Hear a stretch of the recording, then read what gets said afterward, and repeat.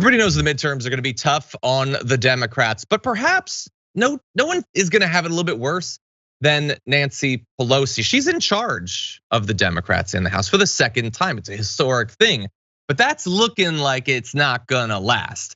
And a lot of the media coverage is starting to reflect this, trying to reflect on what is going to happen to her, who is potentially going to step into not only her shoes, but the shoes of the other incredibly elderly members of Democratic leadership in the House.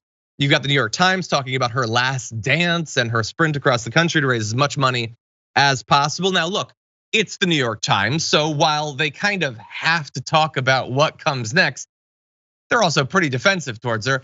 They describe her as an 82-year-old juggernaut in Armani, behaving as if holding the House rests in her hands alone. In some ways it does. She is not only the well-established national face of the House majority, but is also by far its most prolific fundraiser, which is true, and we'll talk about that. Now, they do point out that back in 2018, she agreed to a term limit for her speakership. Now, the thing about that is when politicians say what they'll do in the future or what they won't do, they always stick to that because these are people who care about their honor. If they say they're gonna run for something or not, then you definitely could take that to the bank. No, if she could stay in charge, she's gonna stay in charge. She doesn't care. But anyway, she's raised a lot of money, they point out, bringing in $1.25 billion for Democrats over the last 2 decades. That is a lot of money. And to politicians like Nancy Pelosi, that is literally the only thing that matters. So anyway, she's almost certainly not gonna be in charge in just a few months, Farron. We can certainly talk about who might replace her because I imagine she's not gonna stick around for the 2 or 4 or 6 years that would be required for them to regain control of the House. But what do you think her role is going to become once she's no longer the speaker? Money. That's it, just flat out money. Just keep raising that money. I mean, we all know like that's why she's still there. And occasionally, yeah, she'll get in a good zinger against the Republicans every now and then in the media. She had a good one against Donald Trump this past weekend. But beyond that, clearly not doing a good job of trying to keep the Democrats together. I mean, she's squashing anything that could be remotely considered progressive.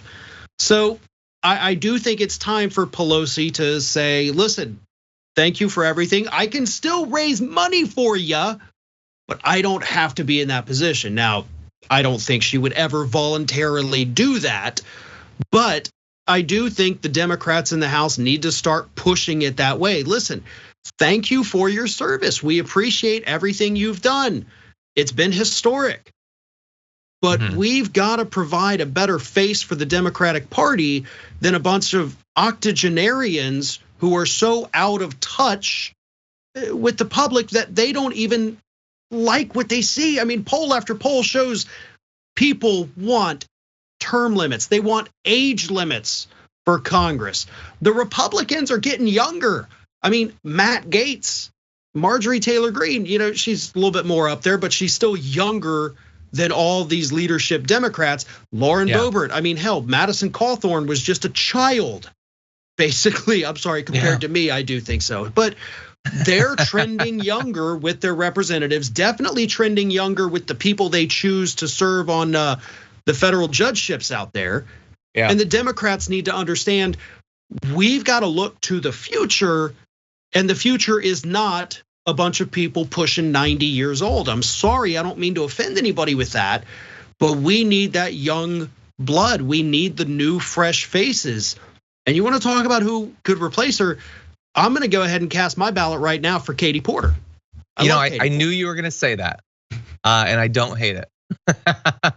Yeah, well, we're gonna talk about the next people in just a sec. I'm glad that you brought up the difference in at least the faces that we're seeing on the other side. Yes, I think you're totally right. The right is trending younger. I mean, I don't know exactly how old Matt Gaetz is. I mean, to be fair, he's quite. Yeah. Look, he's quite a bit older than the people he chooses to date, but yeah, he is younger than most Democrats in leadership. That's a great point. Now, the Democrats do have some powerhouses that are young as well, but the Democrats have no desire to have them ever hold any real power. That's sort of the difference. And look, the right can afford to just choose like random young people because they don't care if these people literally know anything, have any relevant experience, know anything about legislation. They're not out, like they can just choose. Like it's like if they were to just take me at 27, hey, he makes YouTube videos. He seems like an a-hole. Let's make him the next congressman. That is literally what they're doing in choosing the Boberts and Marjorie Greene was just a woman who put Facebook videos up. That's it. And then all of a sudden she's their next congressperson. So yeah, there's a bit of a difference there.